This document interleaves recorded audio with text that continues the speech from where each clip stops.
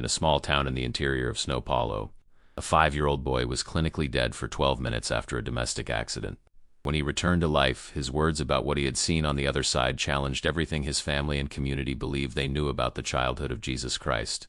What Gabriel witnessed during his near-death experience would reveal secrets about the Savior's early years that no gospel had ever dared to record.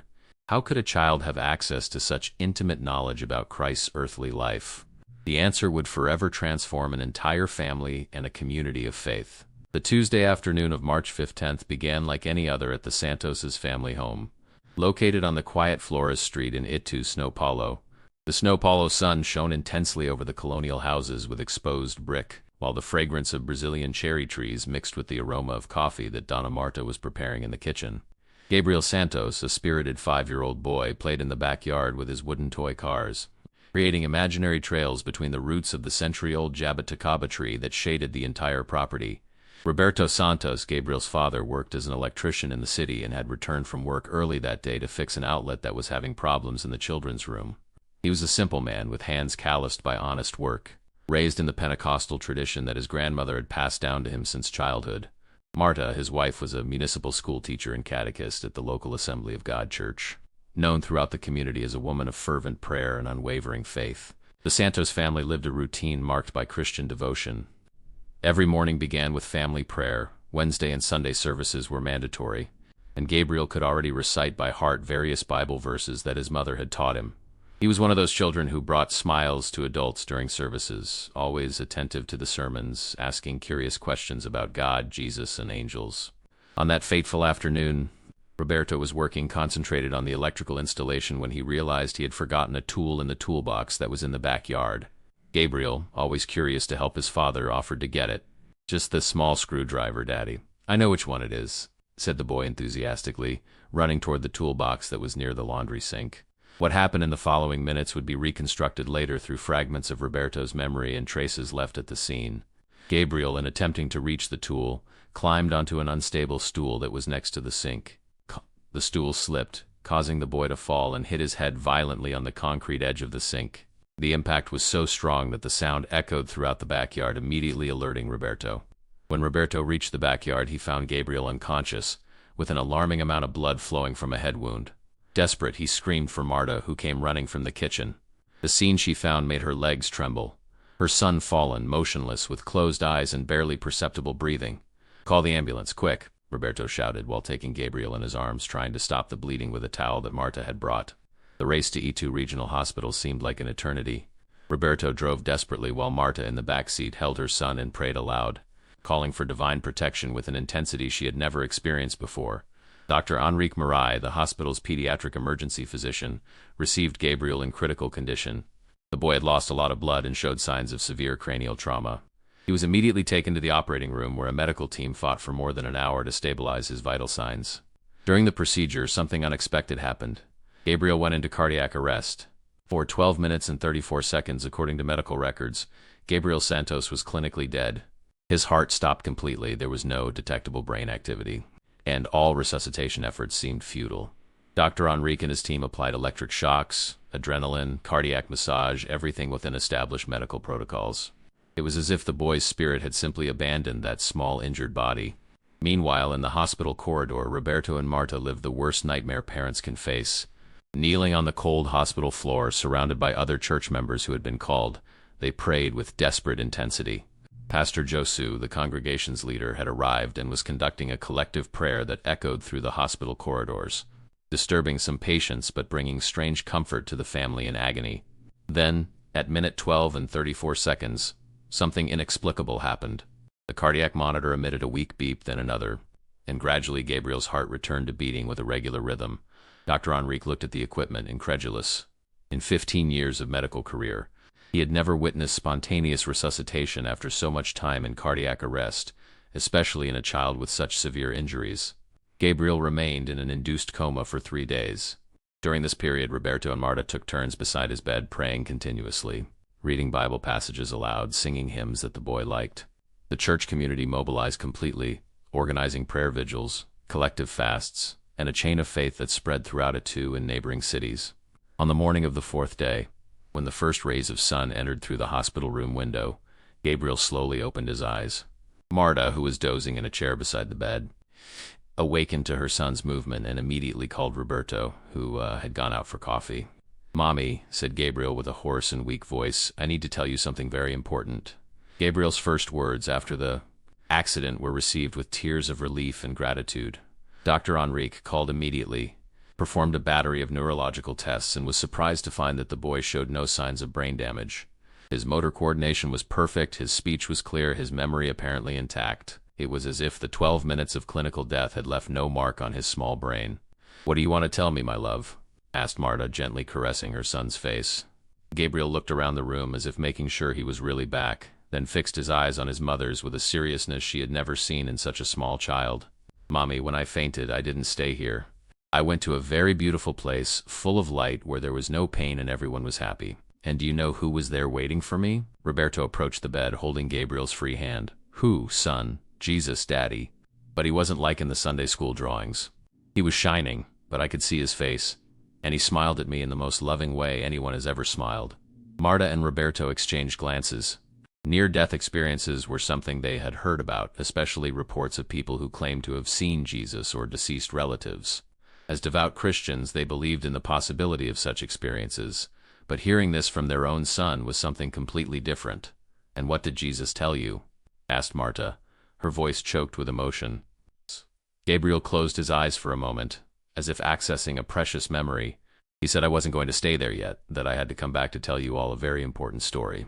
A story about when he was little like me." Dr. Enrique, who had entered the room to check Gabriel's vital signs, stopped what he was doing and paid attention to the conversation. As a doctor, he was accustomed to near-death experience reports, but rarely heard them directly from such young children. "What story, my angel?" asked Roberto. "Jesus took me to see what it was like when he was my age. Not with my eyes, Daddy, but in a way that I could feel everything, as if I were really there. He showed me things that aren't in the Bible, things that only he remembers." In the days that followed, as Gabriel physically recovered from the accident, his descriptions of the near-death experience became more detailed and specific. Unlike other children who had gone through similar situations, Gabriel didn't just talk about bright lights or sensations of peace. He described in detail a series of specific episodes from Jesus' childhood that didn't appear in any known canonical or apocryphal gospel. "Jesus showed me the day he discovered he was different from other children," Gabriel told one morning while having breakfast in the hospital. He was 4 years old and was playing in the backyard of his house in Nazareth. There was a bird that had fallen from its nest and was hurt, with a broken wing. Marta, who was giving him small spoonfuls of porridge, stopped to listen more carefully. Jesus took the bird in his hand and became very sad seeing it suffer. Then he closed his eyes and asked God to make the bird better. When he opened his hand, the bird flew away, completely healed. But Jesus was very scared because he didn't know how that had happened. Roberto, who was reading a newspaper in the chair beside him, lowered the publication and stared at his son. "And what happened next?" Jesus ran to tell his mommy, Mary. But when he got to the kitchen, she was talking with a neighbor about how difficult it was to buy oil because it was very expensive. Jesus heard and became worried because he didn't want the family to suffer hardship. Gabriel paused, as if visualizing the scene again. So he went to where they kept the oil and put his hands on the jar. When Mary went to see later, the jar was full to the brim, even though she was sure it was almost empty. Dr. Enrique, who entered the room at that moment for the morning consultation, heard Gabriel's last words and frowned. As a skeptical but respectful doctor toward patients' beliefs, he maintained a neutral stance before these reports, but couldn't deny that the specificity of the child's descriptions was notable. "Good morning, Gabriel," said the doctor, checking the chart. "How are you feeling today?" "Much better, doctor. The headache almost disappeared," Gabriel replied with a smile. "You believe in Jesus?" The direct and innocent question caught Dr. Enrique by surprise. I respect all religions, Gabriel. Jesus told me there are many doctors in heaven, and they help doctors on earth save people. You are one of them." Dr. Enrique felt a chill run down his spine. There was something in the way Gabriel spoke, a quiet conviction that was both touching and unsettling. "Gabriel, when you say Jesus showed you these things, how exactly was it?" Gabriel thought for a moment, looking for adequate words to explain something that transcended his childish understanding. "It was like watching a movie, doctor, but much more real. I could smell things, taste the air, feel the heat of the sun. And Jesus was beside me, explaining everything, like an older friend telling stories." Marta intervened. "Doctor, is this normal in cases like Gabriel's? These visions?" Dr. Enrique chose his words carefully. Near-death experiences are not uncommon, especially in cases of prolonged cardiac arrest. Many patients report visions, sensations of peace, encounters with religious figures. What draws attention in Gabriel's case is the specificity and consistency of the reports. That afternoon, Pastor Josu came to visit Gabriel in the hospital. He was a middle-aged man with gray hair and kind eyes, but with a posture that demonstrated decades of pastoral experience. He had led the church through various challenges over the years and had developed sharp discernment for spiritual matters. "Gabriel, my son," said the pastor, sitting beside the bed, "your parents told me about your experience. Would you like to share with me what Jesus showed you?" Gabriel looked at his parents, who nodded encouragingly, then turned his attention to the pastor. "Pastor Josu, Jesus showed me many things, but said I should only tell people who really believe and who will use the stories to help others understand God's love." The maturity of the response surprised the pastor. In 25 years of ministry, he had rarely heard such a small child express himself with such spiritual wisdom. "I believe, Gabriel, and I promise I will use what you share to edify our church." Gabriel smiled and closed his eyes for a moment. When he opened them, there was a different light in his gaze, as if he were accessing memories that weren't his own. "Jesus showed me the day he learned to read. He was 5 years old, like me now, and Joseph was teaching him the first letters on parchment. But when Jesus looked at the words, he didn't just see the letters. He saw small lights that moved and formed other words, words that told stories about the future." Pastor Josu leaned forward, intrigued. "What kind of stories?" "Stories about people who hadn't been born yet, but who would one day need hope very much." Jesus saw those people's names written in the lights, and this made him very happy, but also very sad, because he knew that to help those people, he would have to go through very difficult things. The pastor felt a tightness in his chest. If Gabriel was really relating an authentic experience, this suggested that Jesus had awareness of his divine mission from very young, something the Gospels didn't make clear. "And what else did Jesus show you, son?" Gabriel continued. "He showed me the day he got a little brother. Mary was pregnant and felt a lot of pain. Jesus, who was 6 years old, stayed beside her, holding her hand and praying quietly. He could see a golden little light inside his mother's belly, which was the baby's soul." Gabriel paused, and his expression became sad, but the little light was weak, flickering like a candle in the wind. Jesus knew the little brother wouldn't be able to be born, but he couldn't do anything, because God had explained to him that some souls only come to earth for a little while, just to teach what love is. Even in the midst of sadness, Marta began to cry softly. The story echoed her own experience. She had lost a baby between Gabriel and his younger sister, something that only she, Roberto, and the doctor knew. Could Gabriel know such a detail about gestational loss in Jesus' family? When the baby was born and died on the same day, Gabriel continued, Jesus saw the golden little light leave the small body and rise to heaven like a star. He understood that death wasn't the end, but just a passage home. It was on that day that Jesus began not to fear death. Pastor Josu was deeply moved. In all his theological training, he had never found references to Jesus' brothers who died in infancy. But Gabriel's narrative had an emotional authenticity that was difficult to question. In the following days, as Gabriel recovered and was discharged from the hospital, his revelations continued flowing naturally, always in spontaneous moments, never forced. It was as if he carried within himself a treasure of memories that needed to be shared at the right time. Back home, the Santos family's routine had completely changed. People from all over the city and even from other neighboring cities began seeking Gabriel to hear his stories about Jesus' childhood. Some came moved by curiosity, others by skepticism, but many arrived carrying deep pain, seeking some kind of comfort or spiritual answer. It was during one of these visits that Gabriel shared one of the most impactful revelations. Donna Celia, a 70-year-old lady who had recently lost her husband, was sitting in the Santos living room, crying while relating her difficulty accepting the death of her companion of 50 years of marriage. Gabriel, who was playing silently in the corner of the room, approached her and said, "Donna Celia, Jesus showed me something that will make you feel better." The lady stopped crying and looked at the boy with eyes red from tears. When Jesus was 7 years old, his grandfather, Joseph's father, became very sick. His name was Joachim, and he was a very good man, who always told Jesus stories about the ancient prophets. Gabriel sat on the floor at Donna Celia's feet, as children do when they want to tell something important. Jesus loved grandfather Joachim very much, and when he saw he was dying, he became desperate. He asked God to let his grandfather stay, promising to be the most obedient boy in the world if God saved Joachim. The room was in complete silence. Marta, Roberto, and Pastor Josu, who had been called to accompany the visit, listened attentively. But God explained to Jesus that some people complete their mission on earth and need to return home, and that when someone we love dies, they don't really go away. They stay taking care of us in a different way, closer to the heart. Gabriel looked directly at Donna Celia. Jesus told me to tell you that your Mario is well, that he no longer feels back pain, and that he wants you to plant daisies in the front garden, because he always liked to see you taking care of flowers. Donna Celia turned pale. Mario really suffered from chronic back pain, something Gabriel couldn't know, and daisies were her husband's favorite flowers, a detail she had never mentioned to anyone in the Santos family. How do you know this, boy? She asked with a trembling voice. Your Mario is here beside you now, Gabriel replied naturally.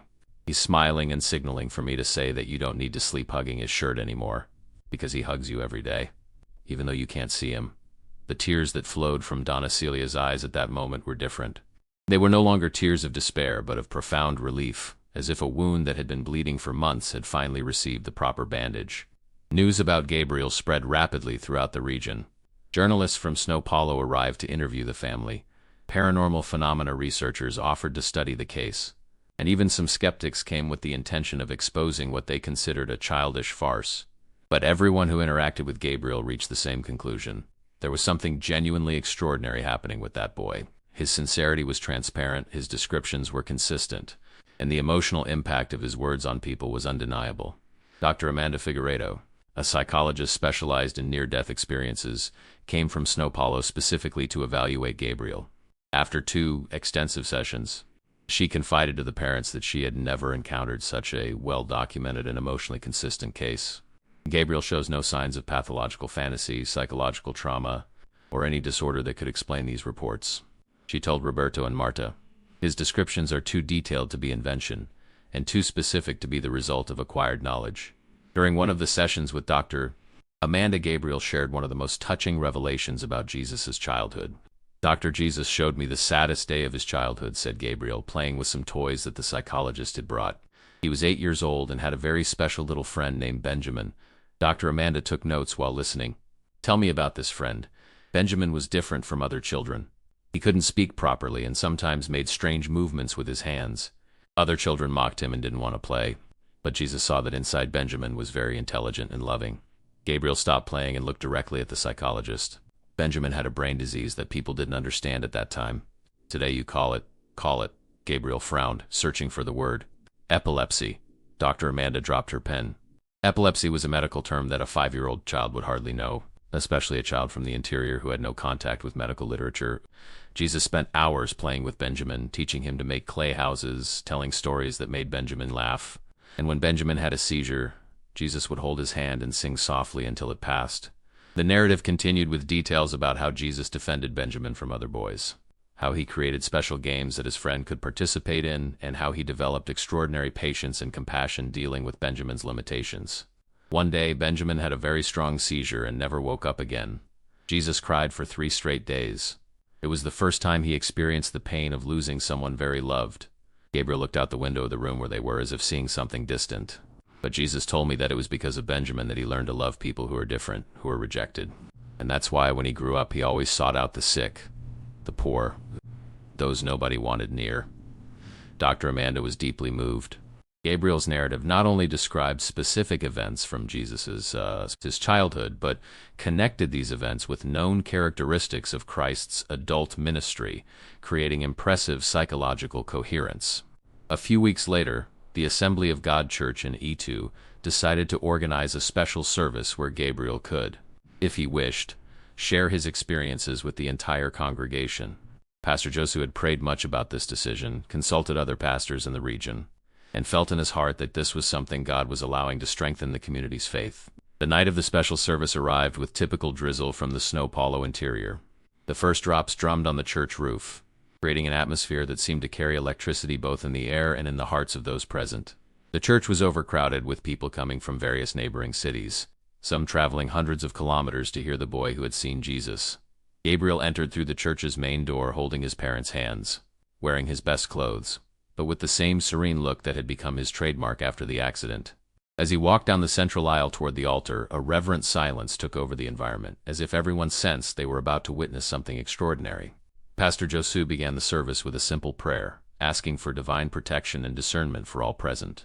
Then, with his voice slightly choked with emotion, he invited Gabriel to approach the pulpit. Gabriel walked slowly to the front of the church and, when he reached the altar, turned to the congregation. For a long moment he just observed the anxious faces staring at him, as if looking for the right words to convey something very important.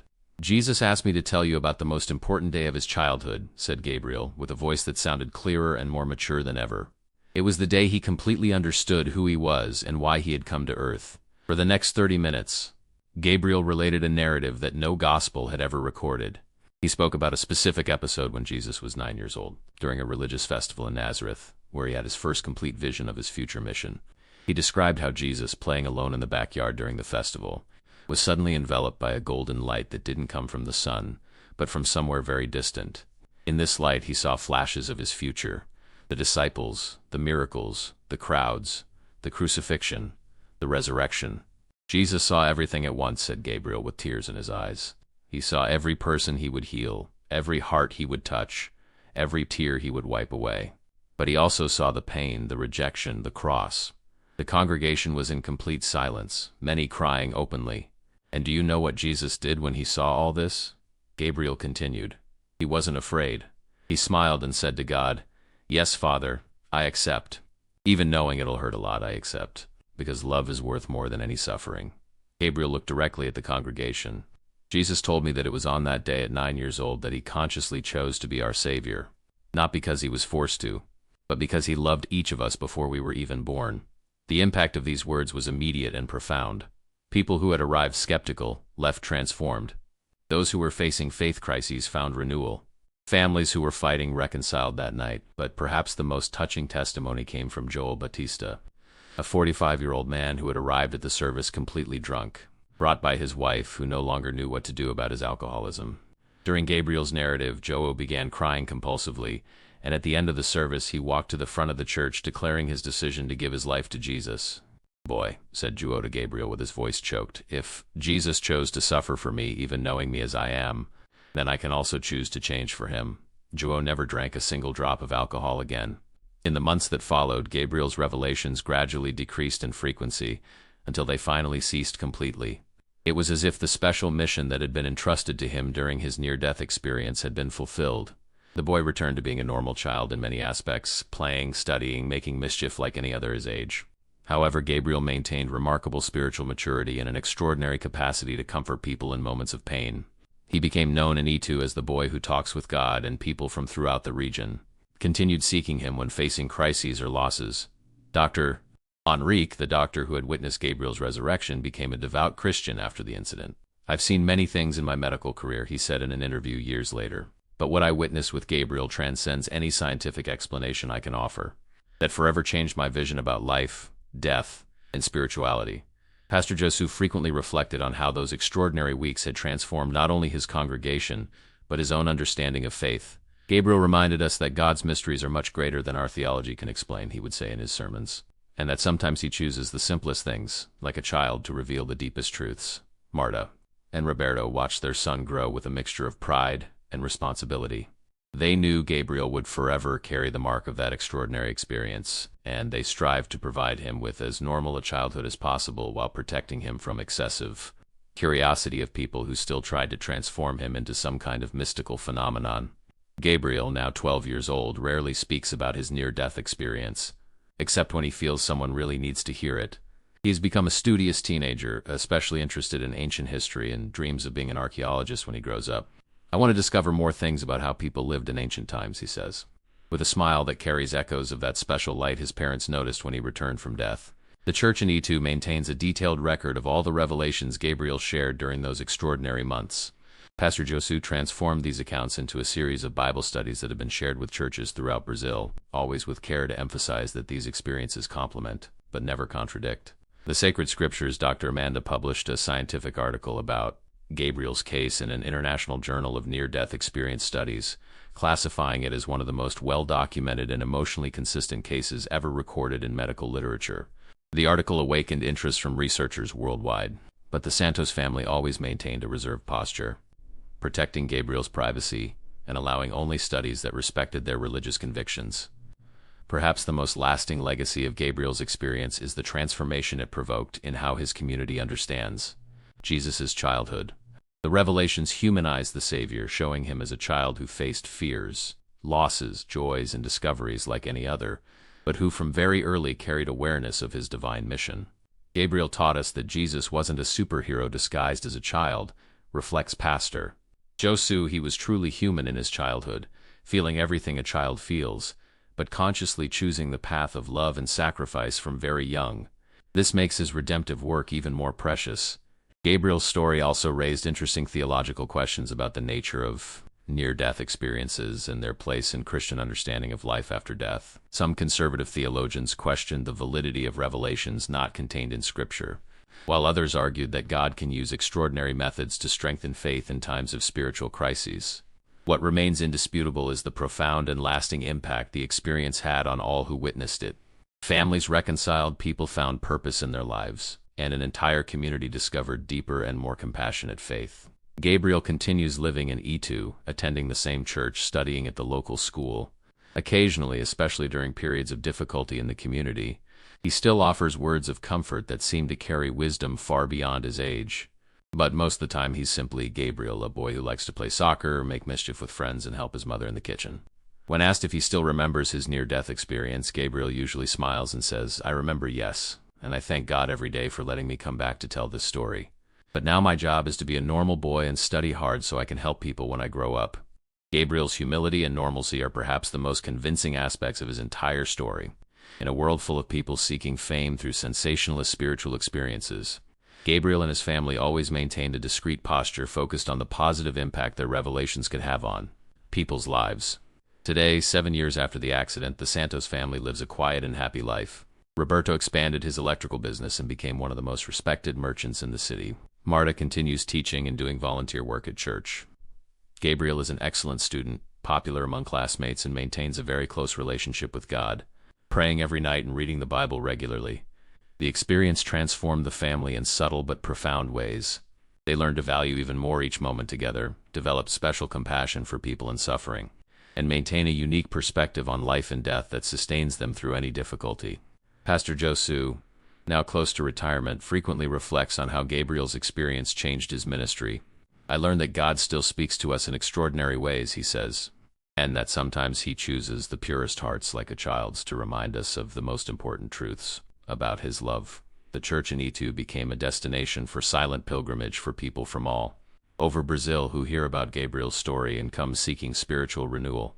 Pastor Josu always receives them with affection, but makes sure to emphasize that the true miracle wasn't the near-death experience itself, but the transformation of lives it provided.